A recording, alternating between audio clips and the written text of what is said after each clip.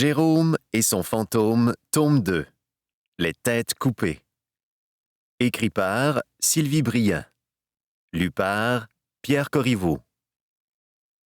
À mon époux, mon Jérôme, devenu grand. S.B. Prologue. Dimanche 12 juillet 2015. L'homme et l'enfant laissèrent dériver le canot pneumatique sur les eaux calmes du lac. Il n'y avait pas grand danger à cela, puisqu'ils avaient pris la précaution d'amarrer l'embarcation à une grosse poubelle plantée sur la berge. Jérôme Lachapelle fixa solidement une cordelette à sa canne de marche à l'aide d'un nœud plat. « Tu vois, Arnaud, les béquilles, ça ne sert pas qu'à faire boiter, » dit-il. Le vieil homme sortit ensuite de sa poche un petit poisson de caoutchouc fluorescent, muni d'un hameçon, qu'il attacha solidement à la ficelle. « Tu as vraiment pensé à tout, grand-papa » s'exclama Arnaud sur un ton admiratif. « Tu es génial !» Son grand-père sourit malicieusement en lui tendant la canne à pêche improvisée que le garçonnet de 11 ans s'empressa d'agripper. « Il ne sera pas dit que j'aurais été incapable de réaliser le vœu d'anniversaire de mon petit-fils, » répliqua Jérôme, assez content de lui. « Avoue, mon garçon, tu n'as jamais pêché sur un aussi beau lac. » Arnaud opina, ravi, jeta l'hameçon en examinant avec une attention soutenue le canard à la tête d'un verre iridescent qui frôlait le canot pneumatique autogonflable et craignit un instant que le volatile ne perce l'embarcation d'un coup de bec.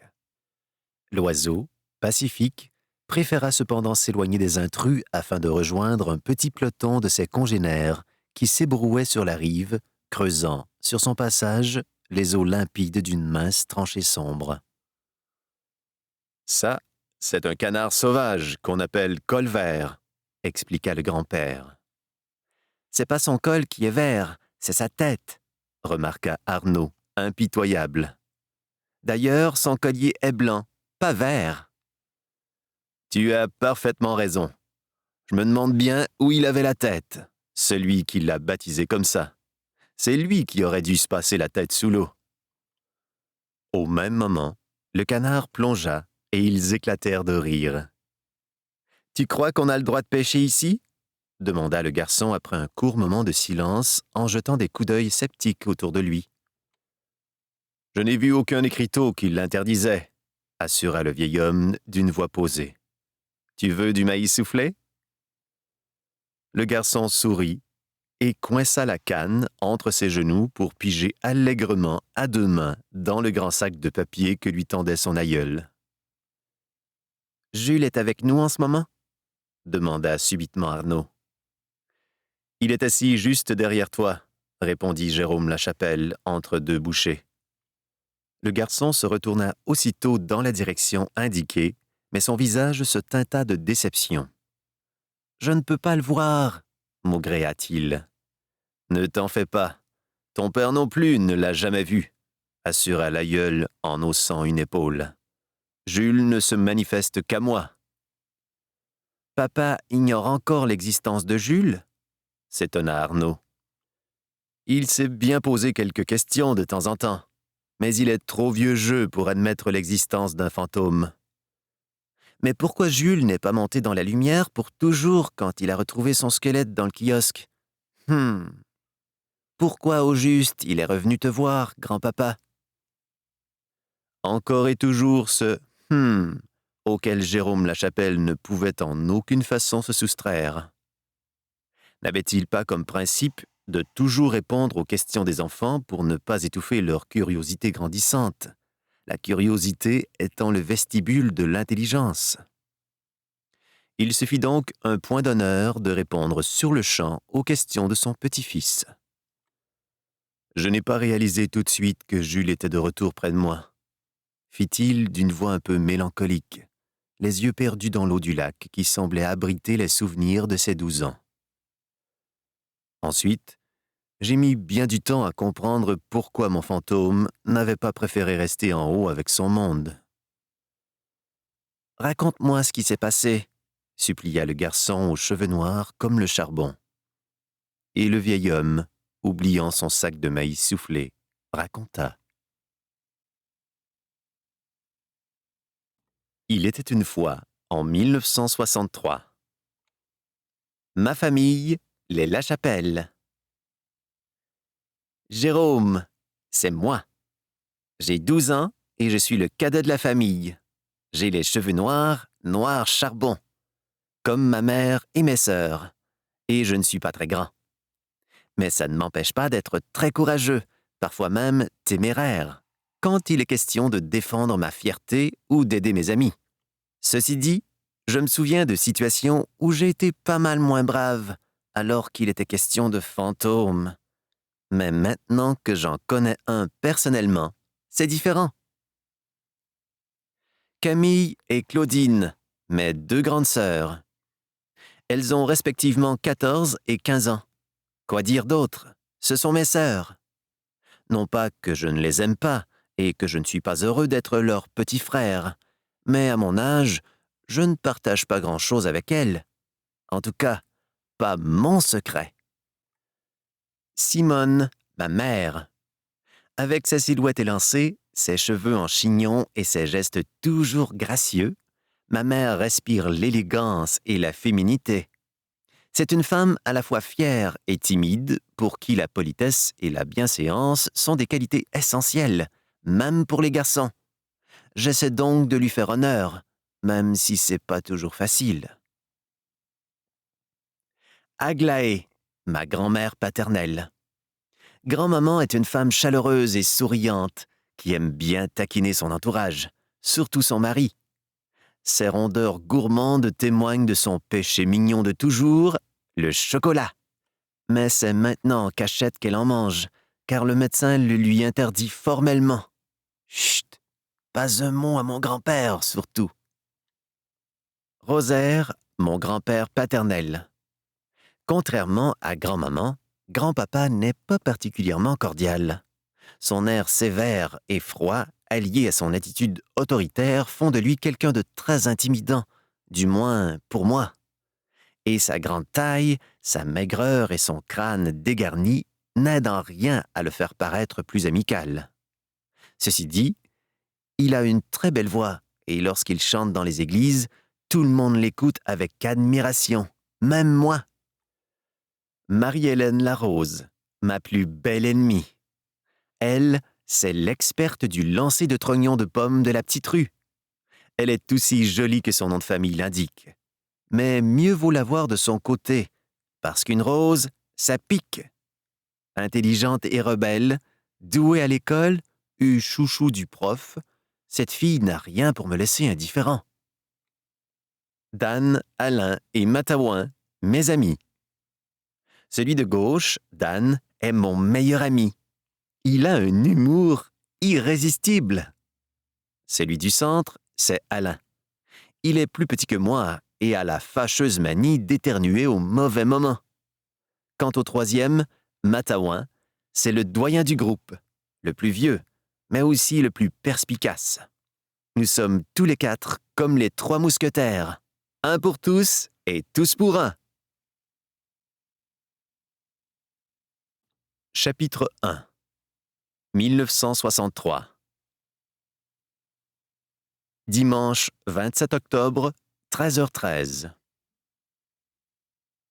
Cette journée-là, la salle paroissiale de Champvert était bondée comme elle ne l'avait pas été depuis longtemps. Il me semblait bien que tous les habitants du village s'étaient réunis dans la salle exiguë servant occasionnellement de salon funéraire pour venir y rendre un dernier hommage à Jules Duchemin, 12 ans, dont le corps venait d'être retrouvé après 52 ans de disparition.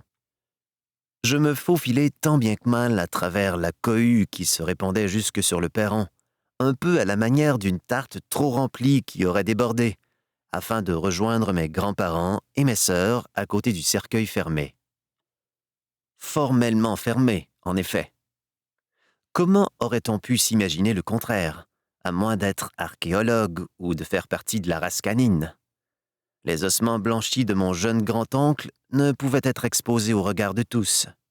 La famille avait donc jugé préférable, bon goût oblige, de fermer la tombe et d'y déposer une photographie du défunt encadrée d'un grand chapelet.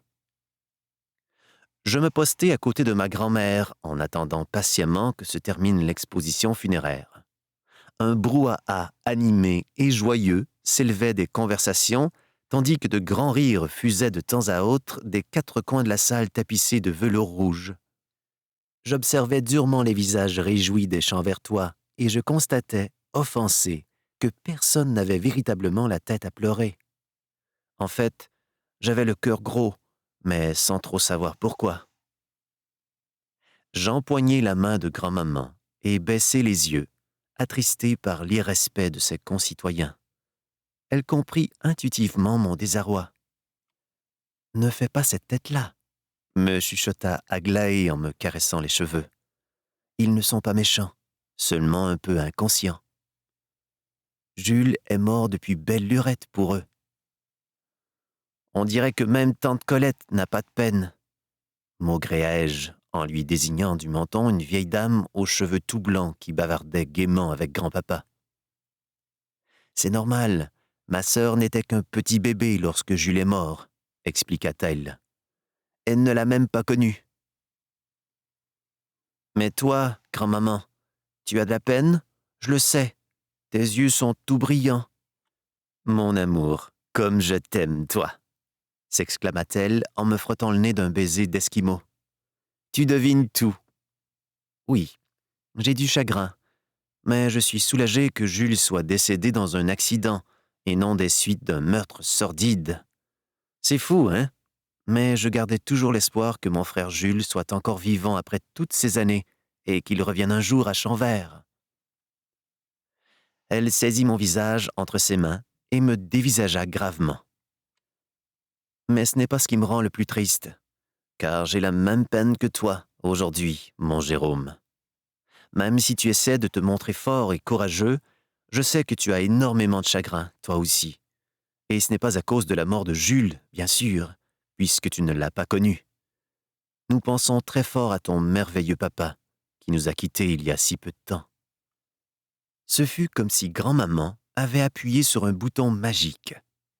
Aussitôt qu'elle eut prononcé ces mots, la terrible boule qui m'enserrait la poitrine depuis le matin monta jusque dans ma gorge et y éclata en un lamentable sanglot.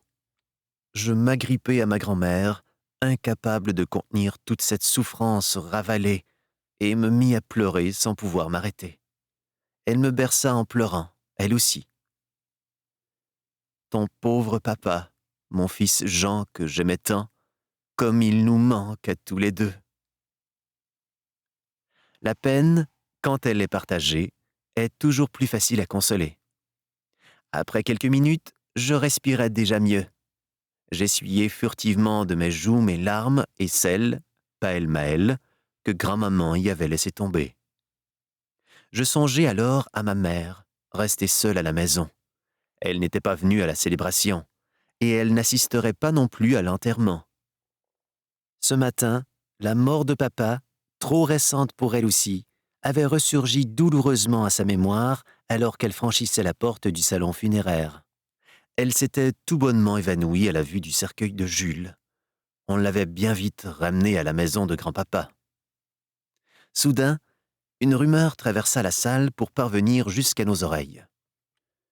Où diable est passé le chapelet qui était posé sur le cercueil? Se questionnaient les gens autour de nous.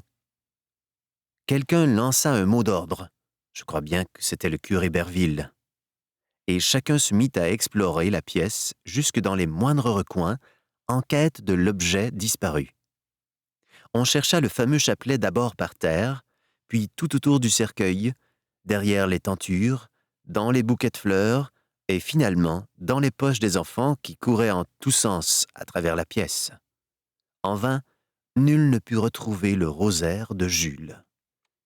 Le curé Berville avait revêtu pour l'occasion une soutane blanche, surjetée au collet d'une longue étole violette. Visiblement contrarié par le fâcheux incident, il entonna néanmoins un pater. Tu appelles ça Notre Père, Arnaud. En jetant des regards furibonds à l'assistance, qui reprit la prière dans la plus grande agitation. Chacun suspectait évidemment son voisin d'avoir dérobé le rosaire à grains de cristal et promenait sur ses semblables un regard chargé de suspicion et de désapprobation. Quand vint le moment de réciter l'Ave, la prière fut si malmenée par l'assemblée que le pauvre curé, qui n'en pouvait plus, fit subitement taire les fidèles. « Vous allez articuler !»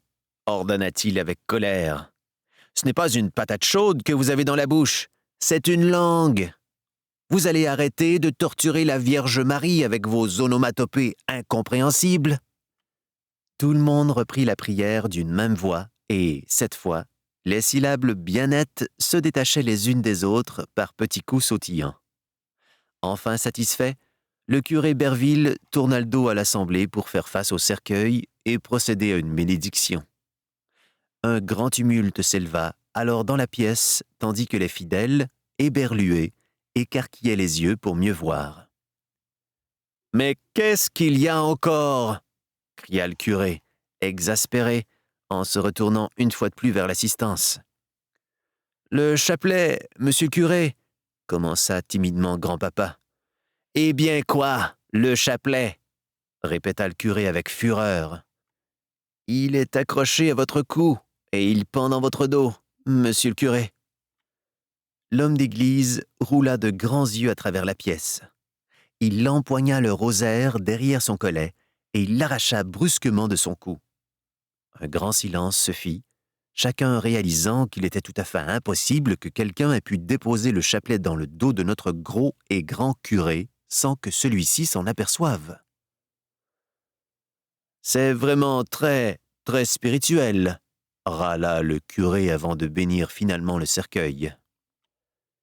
Tandis que la petite foule se ruait vers la sortie pour entamer la marche derrière le corbillard qui transportait la bière, c'est l'autre mot pour dire cercueil, et je cherche encore le rapport avec la boisson.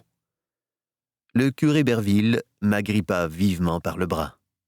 « Dis-moi, Jérôme, as-tu vu quelque chose qui t'a... » Nous espérons que vous avez apprécié cet aperçu. Pour continuer à écouter ce livre audio sur Google Play Livres, utilisez le lien dans la description de la vidéo.